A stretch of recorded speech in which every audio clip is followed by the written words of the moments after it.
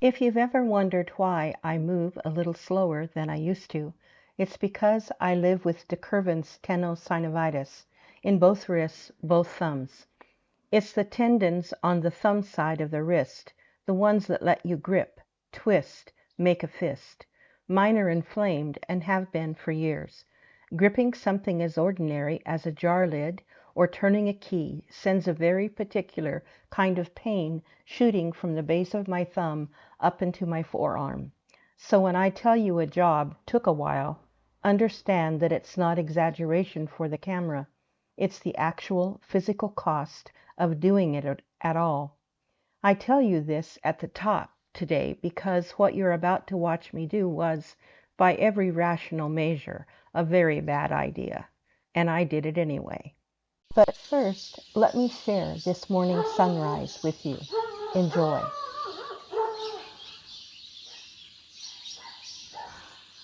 viewer from Australia, someone I have never met, who has only ever known me through this channel, sent me a gift box off my Amazon wish list, a canapé in a box, a proper sofa, flat packed, with the option to configure a meridian, a chaise end on the right or the left. I want to just sit with that for a second because it still undoes me a little. A stranger on the other side of the world decided I should have somewhere comfortable to put my feet up and did something about it. My neighbor carried it upstairs for me. There's no version of this where I was getting a box that size up the staircase, wrists or no wrists. So I want to thank him publicly because half of what gets done in this house sometimes happens because he shows up when I call. I opened it that very same day, full of enthusiasm, and every panel, every bag of hardware, every cushion came out and got spread across my bedroom floor like a crime scene. And then I reached for the instructions properly, which is always my mistake, reading them after unboxing rather than before, and discovered that the foam and the frame needed to sit untouched for a minimum of 72 hours before assembly. Everything needed to expand and settle first, or the whole thing would go together wrong. So I stepped over sofa parts in my bedroom for 3 days, which, if you know anything about French bedrooms, mine of which is huge, is its own comedy. 3 days on, I came back to it. The instructions were very cheerful about this part. 2 people, 15 minutes. I am 1 person.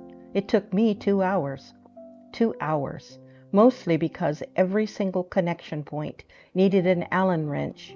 And an Allen wrench is, for someone with de Quervain's, close to a small instrument of torture. It's a repetitive twisting motion, over and over, exactly the kind of movement that makes this condition worse instead of better. I do 10 turns, stop, shake out my hands, press my thumbs into my palm to get some relief, and go again. My grip kept slipping because I couldn't close my hand properly around the tool. There were points where I generally wasn't sure I was going to finish it. And then came the cushions. Getting those zippered covers on, pulling taut fabric over dense foam, and forcing a zipper around it turned out to be worse than the frame itself. It's a pinching, gripping, fine motor job, exactly what my thumbs hate most. I will admit there was a moment, cushion half in its cover, where I said something out loud that I won't repeat for you here. But I got it done. Every panel, every cushion, the whole thing assembled and upright and actually looking like a sofa instead of a pile of Swedish engineered anxiety. And then I did the only sensible thing left to do. I lay down on it, pointed a fan directly at my face, and did not move for 2 hours. That's not a joke or a flourish for the video. That's genuinely what happened. My wrists needed it, and honestly, so did the rest of me. So to whoever you are in Australia, thank you. I hope you know this thing is already earning its keep. While my hands recovered, I moved on to something a good deal gentler, mixing paint. This canopy is going into the corner of the bedroom, against the dado, the wainscot strip along the lower wall, and I wanted that strip finished before the sofa took its place in front of it. I'm working with an ivory lime chaux, a traditional limewash, the kind that's been used on stone houses like mine for centuries, breathable and right for a 200-year-old wall.